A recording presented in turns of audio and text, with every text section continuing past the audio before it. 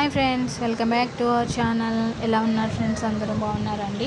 ఈరోజు అయితే సాటర్డే కదండి. సాటర్డే ఆనపకాయ కర్రీ అయితే చేస్తున్నానండి. ఈరోజు మేము నాన్ వెజ్ అయితే తినాం ఫ్రెండ్స్. ఆనపకాయ కర్రీ అంటే వాటర్ వేయకుండా, ఆనియన్ వేయకుండా మనం ఆనపకాయ కర్రీ అనేది ప్రిపేర్ చేసుకోవచ్చండి. చాలా సింపుల్గా అయిపోతుంది. చాలా టేస్టీగా రైస్లోకి సూపర్ కలుపుకోవడానికి చాలా బాగుంటుందండి. ఇక్కడైతే నేను ఒక చిన్న ఆనపకాయ అయితే తీసుకున్నాను.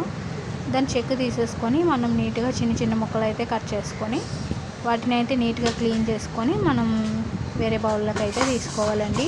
ఈ కర్రీ ప్రిపరేషన్ కోసం అయితే నేను ఆయిల్ అయితే ఒక 4 స్పూన్ల ఆయిల్ అయితే తీసుకున్నాను.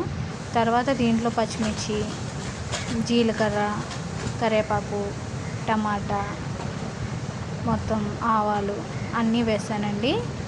నేను ఇక్కడ కారం తక్కువగా ఉండాలి అనుకుంటే ఓన్లీ పచ్చిమిర్చి వేసి ఆపేయచ్చు. పర్వాలేదు స్పైసీగా తినచ్చు అనుకుంటే ఎండుమిర్చి కూడా దీంట్లో యాడ్ చేసుకోవచ్చండి. నేనైతే కొంచెం తక్కువగానే అన్నీ వేసాను పిల్లల కోసం అయితే. ఇక్కడ నేను బాగా గోల్డ్ కలర్లో వచ్చేదాకా, టమాటా బాగా మగ్గేదాకా కూడా మనం సిమ్లో పెట్టుకొని ఫ్రై చేసుకోవాలండి పోపు అనేది. తర్వాత మనకి పోపు బాగా గోల్డ్ కలర్లో వచ్చి టమాటా బాగా మగ్గిన తర్వాత మనం కట్ చేసుకున్న ఆనపకాయ ముక్కలను కూడా దీంట్లో వేసేసుకోవాలి. మనకి ఆనపకాయ అనేది కూడా మనం ఈ పోపులో వేసేసుకోవాలండి. మనకి ఆనపకాయ అనేది వాటర్ ఉంటుంది కదా ఫ్రెండ్స్, ఆ వాటర్లో సరిపోతుందండి. ఇంకా వాటర్ వేయాల్సిన అవసరం లేదు. అందుకే నో వాటర్ నో ఆనియన్ అన్నానండి. ఈ ఆనియన్ అనేది ఎందుకు అంటే ఆనియన్ వేయాల్సిన అవసరం లేదండి. మనకి టమాటా వల్ల టేస్ట్ వచ్చేస్తుంది. ఆనియన్ వేయాల్సిన అవసరం లేదండి. అందుకని ఓన్లీ టమాటా ఒక్కటే నేను దీంట్లో యూజ్ చేశాను.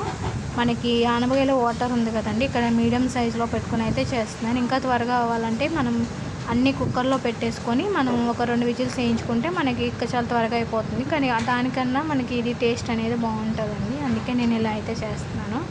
ఒకసారి అయితే మనం మధ్యలో కలుపుకుంటూ ఉండాలండి. వాటర్ అంతా బాగా ఇంకిపోయేంత వరకు కూడా మనం దీన్ని కలుపుకోవాలి. దీంట్లో నేను కారం, ధనియా పొడి, జీలకర్ర పొడి అన్నీ ముందుగానే కొంచెం వాటర్ ఉన్నప్పుడే వేసేసానండి. లాస్ట్లో వేసుకుంటే మనకి ఆనపకాయకి కలవదు కాబట్టి ముందుగానే అన్నీ వేసేసుకొని మనం సిమ్లీలో పెట్టుకొని మగ్గించుకుంటే కారం కలుస్తుంది ఆనపకాయకి. తర్వాత ఆనపకాయ కూడా మెత్తగా ఉడుకుతుంది. ఇంకా వాటర్ ఉంది చూసారండి, ఈ వాటర్ మొత్తం ఇంకిపోయేంత వరకు కూడా ఇక్కడ బాగా ఎగరబెట్టాలండి. అప్పుడే మనకి ఆనపకాయ కర్రీ అనేది టేస్ట్ అనేది చాలా బాగుంటుందండి. కొంతమంది ఉల్లిపాయ వేసుకొని తినడానికి ఇష్టపడని వాళ్ళకి ఇలాగైతే చేసి పెడితే వాళ్ళకి బాగా నచ్చుతుంది ఫ్రెండ్స్. పిల్లలకు కూడా బాగుంటుందండి లంచ్ బాక్స్లోకి. ఇక్కడైతే మొత్తం వాటర్ అంతా ఇంకిపోయిందండి. చూసారండి, ఆయిల్ అయితే పైకి వచ్చేసింది. మనకి ఆనపకాయ కర్రీ అనేది రెడీ అయిపోయింది.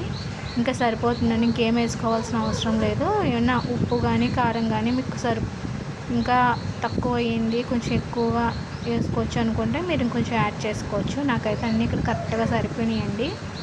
ఇంకా మనం గ్యాస్ ఆఫ్ చేసేసుకోవచ్చు. కర్రీ అయితే ఫైనలీ అయిపోయింది. ఆనపకాయ కర్రీ చాలా బాగా వచ్చిందండి. కర్రీ అనేది మనం రైస్లోకి తినచ్చు, చపాతీలోకి కూడా బాగానే ఉంటుంది. కానీ చపాతీలో కన్నా రైస్లోకి సూపర్ ఉంటుందండి కర్రీ అనేది.